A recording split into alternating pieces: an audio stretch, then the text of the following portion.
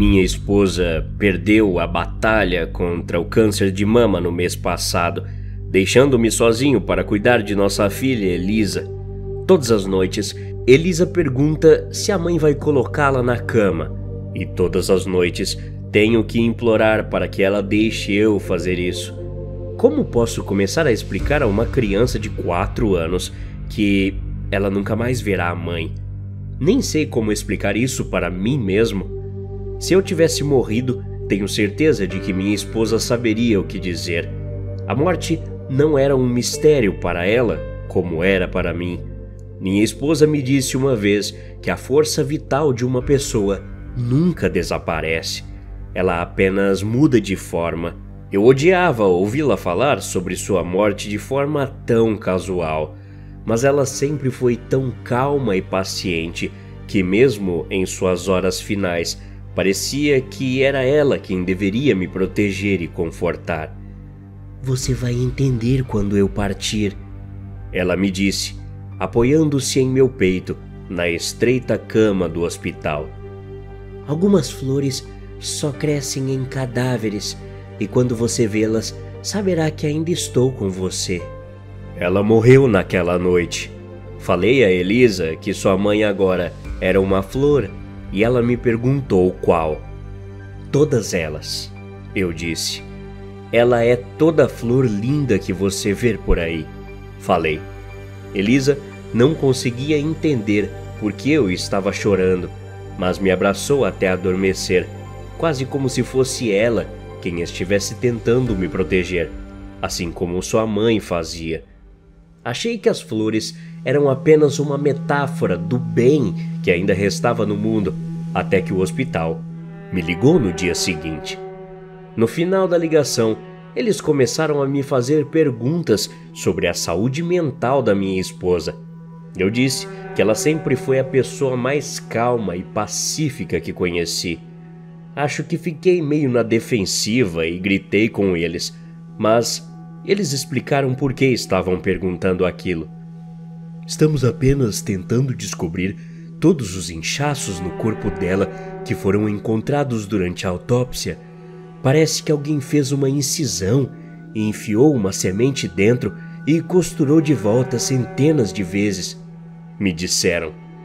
Imaginá-la sentada sozinha no hospital, esfaqueando-se repetidamente, me fez passar mal. Depois de um tempo, o agente funerário me deu um saquinho de veludo com todas as tais sementes que estavam dentro dela, e eu teria simplesmente jogado fora aquela coisa horrível se minha filha não tivesse me impedido. "Podemos plantar", ela gritou, embora é claro que eu não pudesse dizer de onde essas sementes realmente vieram. Eu ainda queria jogá-las fora, mas minha filha insistiu. "Se elas crescerem e ficarem altas e bonitas, talvez a mamãe venha vê-las." Deixei que ela ficasse com as sementes e ajudei a plantá-las no quintal. Isso ainda me enojou, mas deu a Elisa uma atividade na qual se concentrar para distraí-la da ausência da mãe. "Mamãe vai ser essas flores agora", eu disse a Elisa.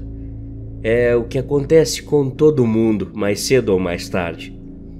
Uma explicação bastante fraca, mas foi o melhor que pensei, e minha filha aceitou isso como um fato absoluto da vida. E que flores! Eu nunca tinha visto nada parecido antes. Azuis e roxas, como galáxias nascendo, e grandes trombetas vermelhas brilhando mais intensamente que chamas vivas. Elas também cresceram rápido, 7 centímetros na primeira semana e quase 30 centímetros na segunda. "É a mamãe! Ela está quase de volta!" Eu me acostumei com esses pequenos gritos ultimamente. Algum dia eu sabia que encontraria as palavras certas para explicar para minha filha, mas até então as flores eram esperança. Eu só simplesmente não contava com o quão convincente seria a esperança. Mas o mais estranho aconteceu. Cabelos e dentes começaram a crescer na terceira semana. A princípio, pensei que fossem apenas coisas próprias da flor, mas não demorou muito para que o cabelo castanho espesso da minha esposa caísse em cascata por uma das plantas, como uma juba de leão ao redor da flor. Os dentes eram ainda mais estranhos, inicialmente minúsculos como os de um bebê, mas crescendo a cada dia até que uma dentição completa circundasse outra flor. E também não parou por aí. Dedos, começando pelo osso, que gerava uma nova camada de músculo a cada dia, um coração inchado como uma fruta madura e pulsando onde estava pendurado abaixo da flor.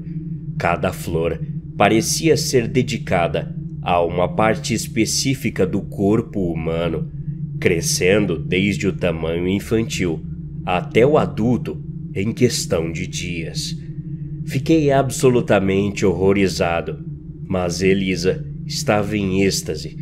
A primeira coisa que ela fazia todas as manhãs era correr até o jardim para ver o quanto as flores eram maiores, e todas as noites se sentava no chão e conversava com as flores como se fossem sua mãe. Eu queria eliminar todas elas, mas só de mencionar a ideia fez Elisa gritar como se eu estivesse planejando um assassinato. Eu não sabia o que fazer ou a quem contar, e honestamente, parte de mim também queria acreditar. Algo milagroso estava acontecendo e não achei que fosse minha função impedir. A esperança pode ser ainda pior do que o desespero, e não percebi meu erro até ontem à noite. Eu tinha acabado de me levantar para ir ao banheiro no meio da madrugada quando passei pelo quarto de Elisa e encontrei a porta aberta. Minha filha não estava lá dentro, mas algo estava.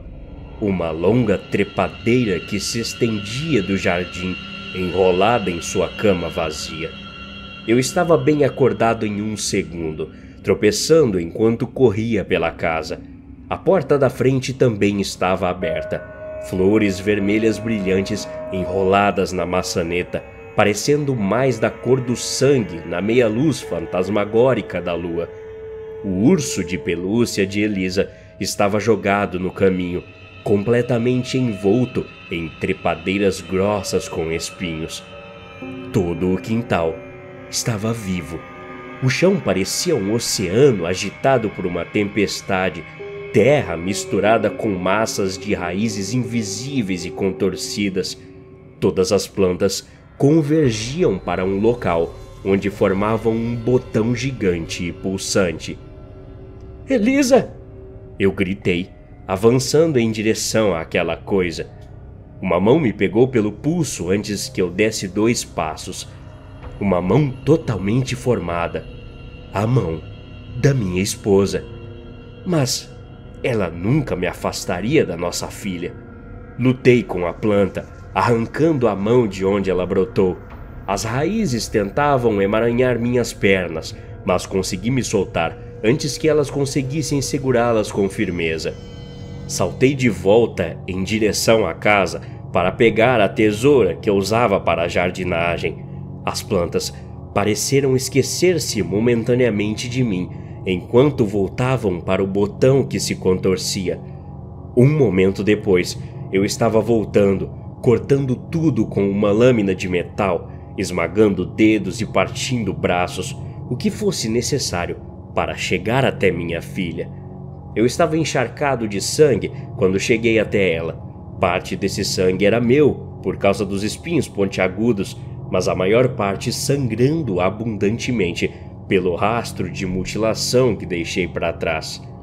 Elisa não parecia estar com dor.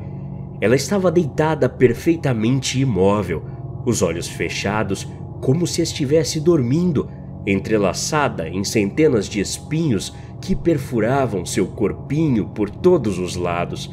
tão tranquila quanto minha esposa quando ela partiu. Mas Elisa não tinha morrido, ela não poderia estar morta. Cortei as vinhas com minha tesoura até que pudesse libertá-la, carregando-a em meus braços enquanto fugia do jardim. Seu sangue quente e drenado me encharcava enquanto eu andava. Essas flores precisavam de um cadáver para crescer, e depois que foram privadas do corpo da minha esposa, encontraram o seu próprio. Minha filha não estava respirando, seu coração havia parado. Em cada uma das centenas de feridas que cobriam seu corpo, uma pequena semente foi cuidadosamente plantada para preencher o buraco.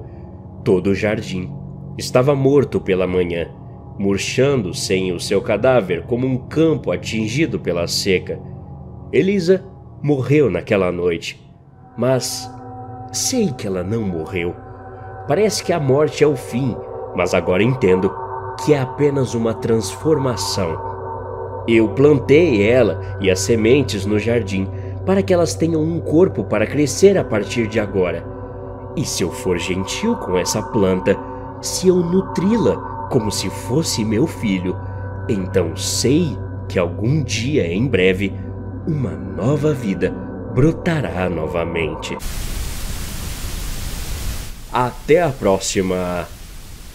Obrigado.